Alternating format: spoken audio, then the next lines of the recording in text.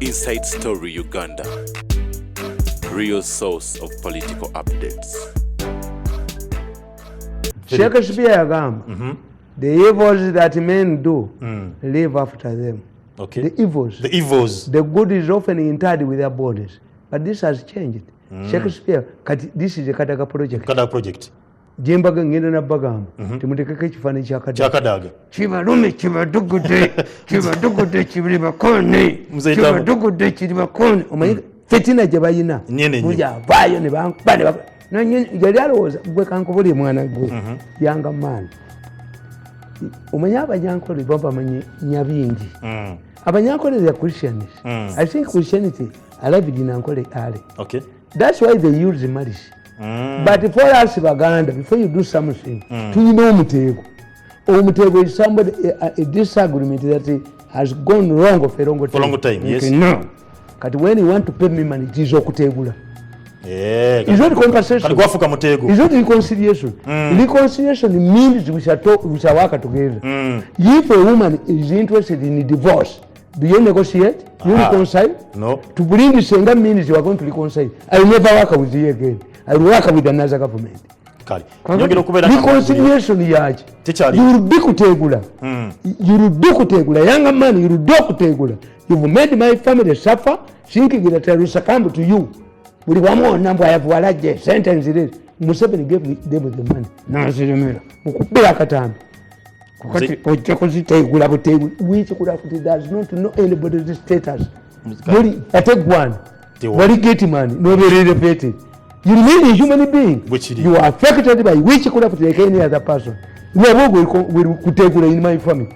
This man namugamba akoka kabushenga nikaga bukabushenga onkuye myezi mukaga nomfuna mwamba buko gonde tebamugobye kulubya yabadageze wasale kumwegayire testi buli yansonga mu olugalo yenna taliwo okatera mandu anti engineer akayo kali bakalijo that's the muziba warning you have to pay uri kutegula ngatugenda ku nsonga ya human rights lwabobo yangobera billion years nazitwala naleta omukwano gw'eddolo nayongeramu ne sente emboni bagitwala kasasiro navumye nazala we nabawe manga nfulumu nalinka kutte Museveni nayimira n'okwemira ngakusenka bakukisenge nekalinda wansi ku madala nkakubenka ne kadduka kazi wala kujayo omuntu wakati tebakakuba entu eyo ne bajasa buli eyankuba yenna aweddewo no reconciliation ku nsi mu kabuli ne mu ggulu ne mu ggulu tujja kulwana n'emizimu gyaffe girwane mu kabuli no reconciliation kutegula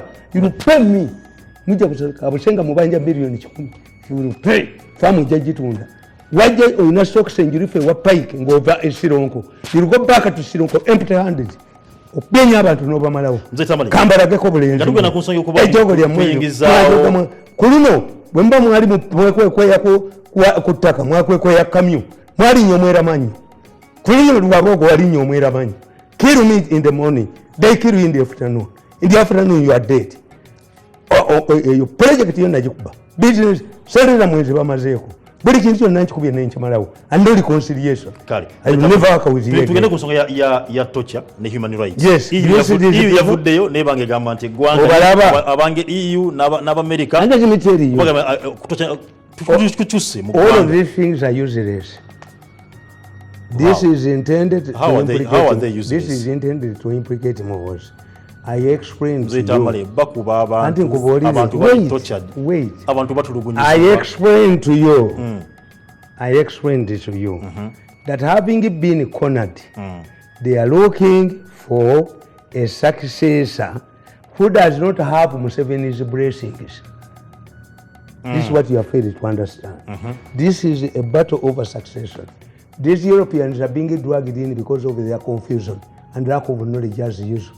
These are people who want to make money in Europe. I don't take them seriously. You don't take these people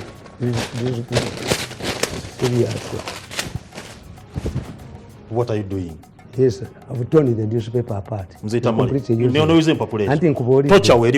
tell you. Are we going through a drizzle or a storm?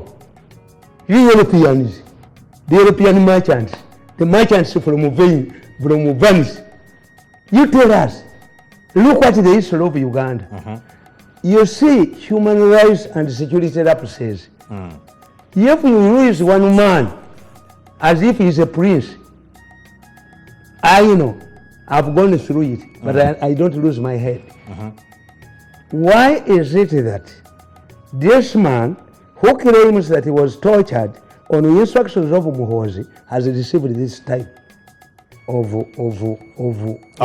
publicity? And he does not say that however had Muhoozi, he might be playing a game. This man is playing a game with his colleagues. The Europeans don't know how these Africans make a katemba. Omwana oyo muyina kuliko dizinja muka ng'atudde n'abo banne bapulaningira Muhoozi. Omukulu Kyagulanyi yavudde n'alaga nti Kakwenza yamugambye okutunya kabada mutulugunya oda zabadde ziveeno yati nkugambye allegations me when I catch them what is the evidence? How come that the person who has received much publicity as if something is new, as if somebody, even those who crucified Jesus did not get the same condemnation, the Europeans as scavengers? Did we get a single peacekeeper when we were going through turmoil?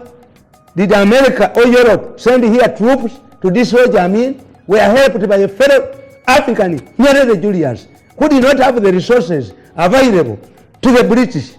Amin embarrassed the British by declaring himself conqueror of the British Empire. What did the British say?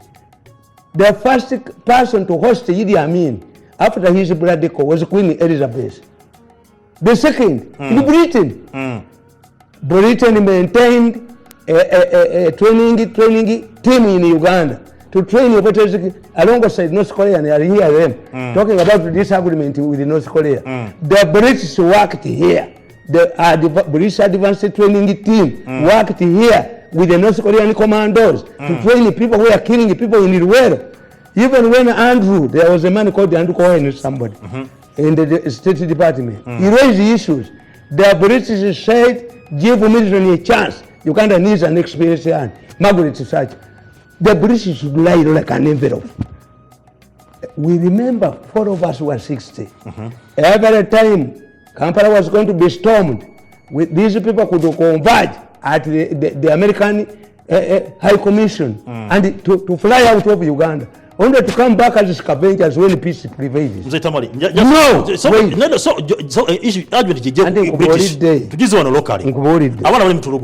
tell you.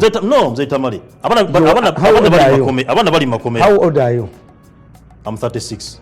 Don't answer. You are fit to be my grandson. Let me explain to you. I said, is it a drizzle or is it a storm or a drizzle? Enkuba erimu n'okubwatuka etonya bikokyo oba is a drizzle. It is a drizzle. Why? You are talking about one man. No, but in the past, not one man. Tamale si one man. What about Mr. Jeffrey Wekasese yakwatibwa? Abana bali makomera. Mention them before I give you an example. There are so many. What about so far those who have come, and I'm not condemning because I've suffered. Yes. If I cut it over, I was planning to blow myself in the young ones because I has made my family suffer. I know how suffering means. I saw you. By the time you were getting man, I was a senior journalist in Uganda. And Mzee Tamale, tocheno yabali mu gwanga tekayinza kunjoga birabyo nakabijeruddawo wotiri kasijewo zije wakasajja gwe okujja okubba n'okusuma kati when I talk about anger, I know anger. You know anger. But let me tell you. Yes. Tocha yabali mu gwanga for a while. Go on. Why did you call me here? Go on. When UPDF was fighting in Teso, at that time it was NRA. They rounded up almost 100 people and put them in the train wagons at Mukula and suffocated to death. You are now talking about one person because he's being used to undermine. No, not one person. Abana je bali banji bali makomera bali basibiddwa bakubiddwa bayokeddwa labaganda kyali kwabanda fa basiramu ku mulembe gwa kayura babadde wano nga we also got another incident. So Fedemu soldiers, the Baganda soldiers, who had joined the NRM, 30 of them were arrested in Western Nile, brought to Rubiri, suffocated in a container. And they died? Under this government. Under this government? This government. When Tinyefunza went to command the operation, when there was a counterintelligence in northern Uganda, he rounded up ministers. Daniel Omala Atuba is still around. Daniel Omala Atuba was still around.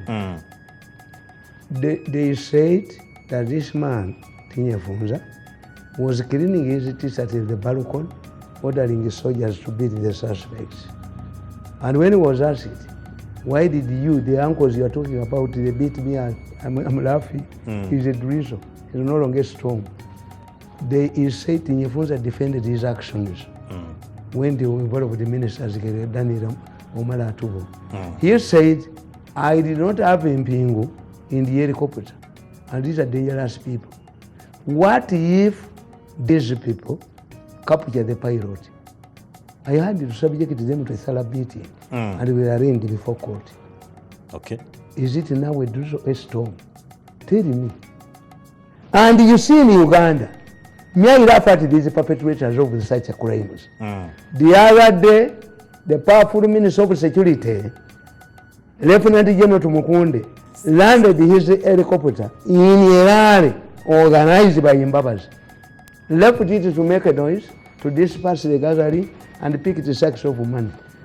How did he end?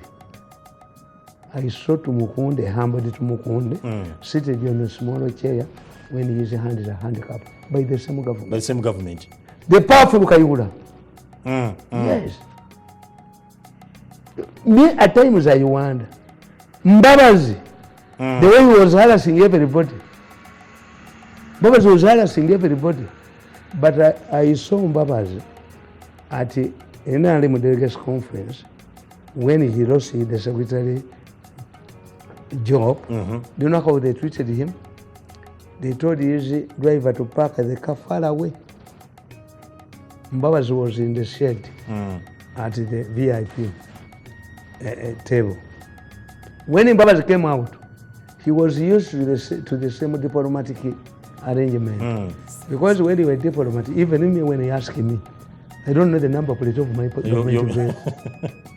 For my personal vehicles, I cannot tell because they are men, have a fitted. So I cannot tell. That's why whenever I find an accident involving a Kamunya, I stop. Oba yange. Yes. Okay. Kakati tosobola kutegeera motoka mubala okyali bulungi. The important example I gave you knocking canoes when it is powerful in the wreck. Kakati Mbabazi bamugamba. Vice President against talina kifo kati. Naye motoka bagikoze eki? Bagikwatidde. Mbabazi remained standing in the kidala, in the tent. The person who identified Mbabazi was Chibule. Honorable, why are you standing here? Do you know the number plate of your car? No.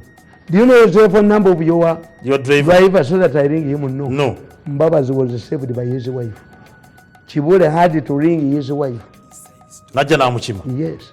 What about at the international level? Good luck. After losing the Nigerian vote, he spent 4 days, a week, without getting a call. He took the phone to the mechanic. The mechanic told him, no, it is a perfect, nobody is ringing you. It happened to Moi.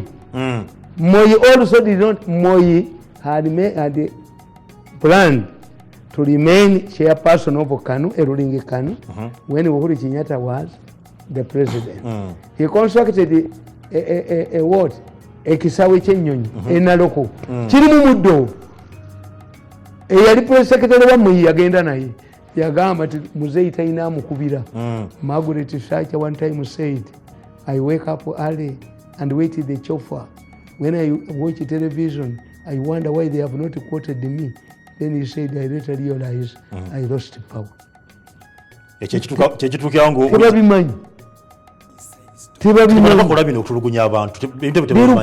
At a later stage, they have told these people would dangle money. In Uganda, who will reject 3 billion? I bring it and smash your head. How do you arrive that my credibility is worth 3 billion? Did you sell your cows? This is government money. If you believe that I'm entitled to money, another government will give me money, and they use malice. The Westerners use malice. They apply the same malice. I'm happy that they are applying the same malice to muhozi. Mzee Tamale, bogamba tino malice ne ikolebwa ku muhozi okola no tocha weri. Now the second time kati. Abantu opposition nga bava mu parliament, bava mu parliament. Ngabe karagasa ku tocha. Let me tell you. Yene second nayo era bana bali ku muhozi. Zinumbura abali both. The people who sponsored Bobi Wine has no party. Bobi Wine has no party. Aina NUP. NUP yani. Nkugambye nakugamba nti Bobi Wine was recruited by mafias in government to help them to get MPs who could not go to Museveni. Mzee Tamale, Bobi Wine mukozi aina gwa akolera. Let Bobi Wine deny that he didn't come to me to consult me. Bobi Wine mukozi. The first person they contacted was radio. Radio refused to play ball, he was killed. Era mama wa radio yankubira esimu. Okufa kwa radio kuva kwejo. Ne bagende wagundi wa Baby Cool. Baby Cool came to me. Ne muga Baby Cool, you have a veteran politician father. 2, goyina chiwatule. Tolinga bakusasira. Don't spoil chiwatule. Politics is temporary. These people use you and dump you and go away. That's what exactly I told you, Bobi Wine.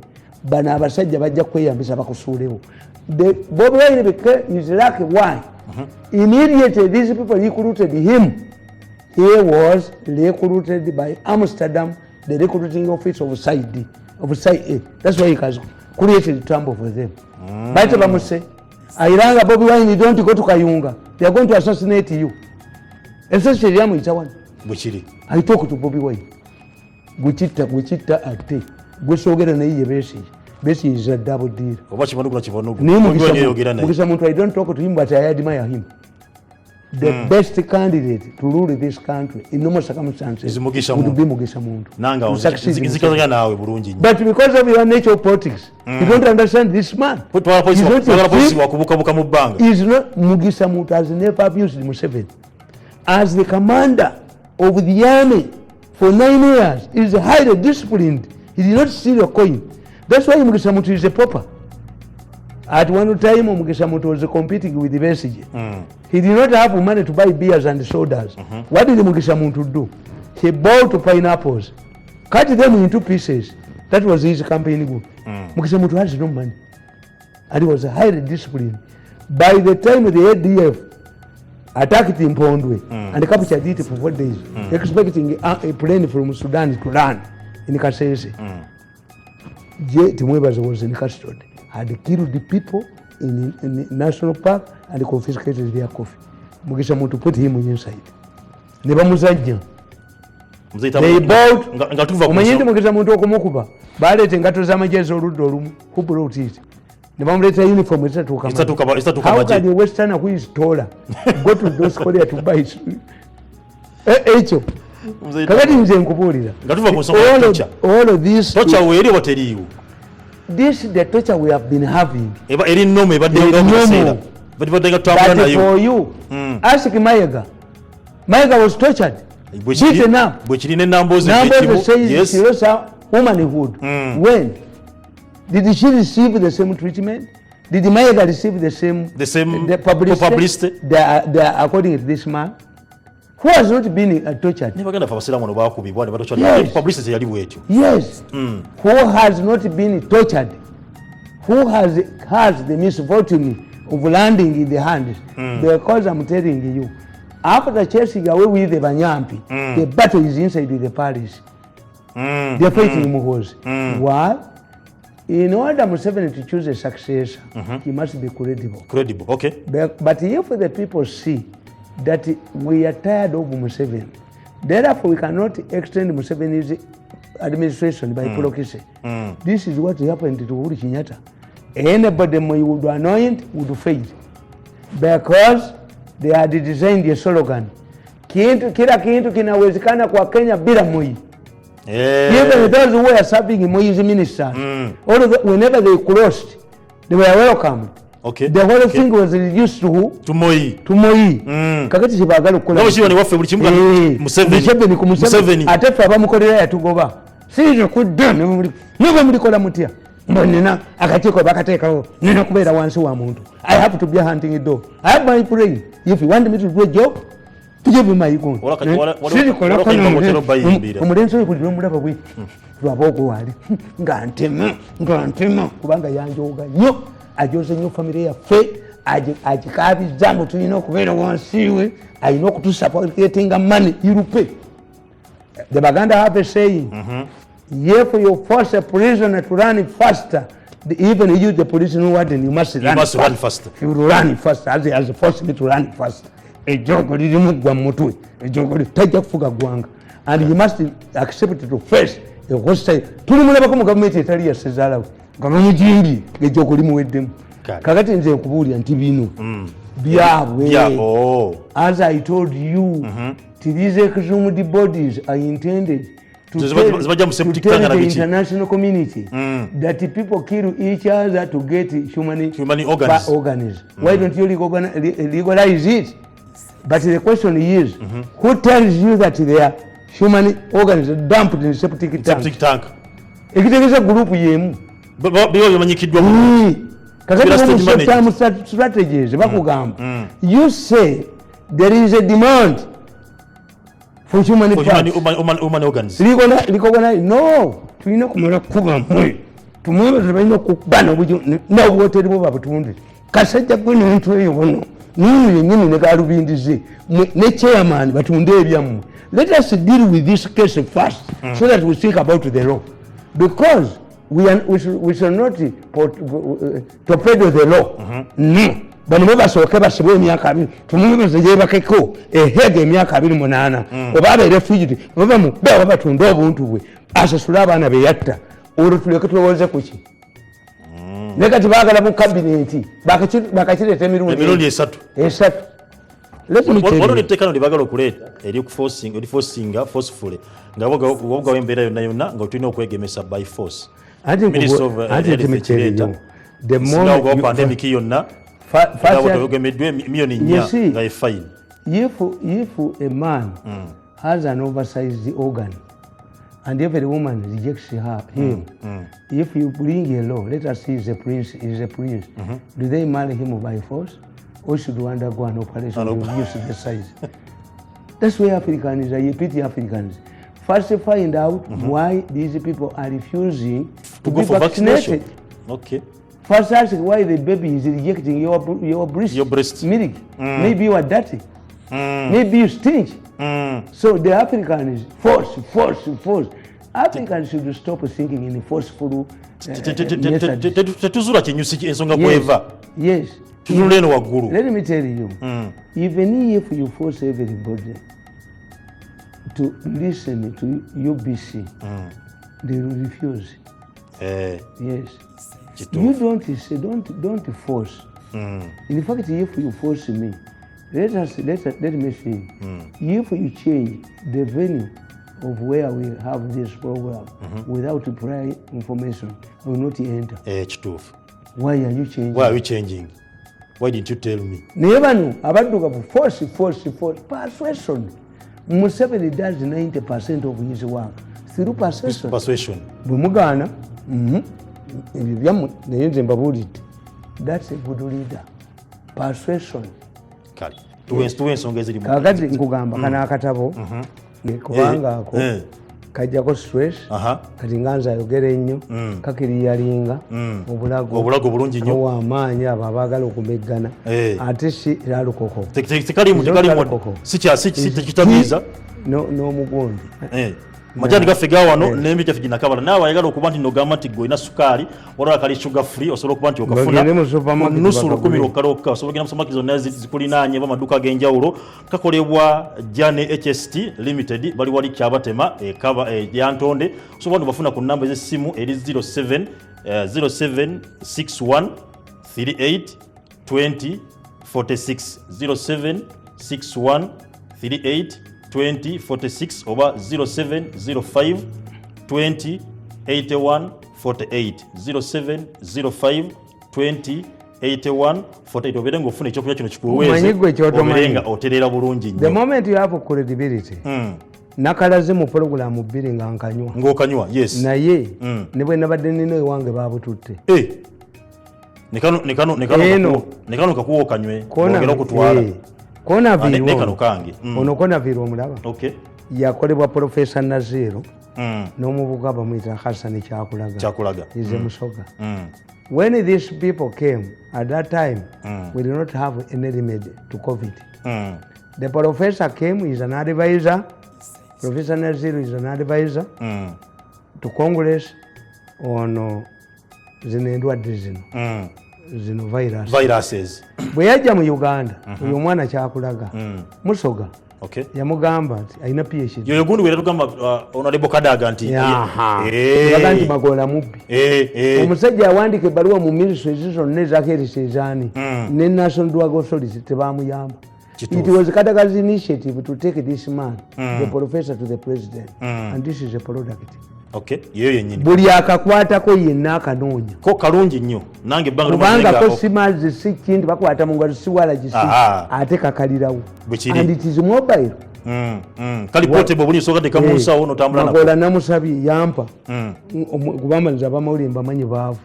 Ngenda mbugabira gyembeera. That's why none of my people bwe tukola ku program akwatiddwa atakwata okubibwe kiri nange wampa ne waka nitwala nange wampa waka nitwala watu munabuyina yes babulemera ku covid alemera ku munyolo alemera ku toyi ku flashing alemera kuwa kati everybody kubana baga kanu kalinga kagolo yes sibi amazzi bino biwala bibakola this one is a product of Kadaga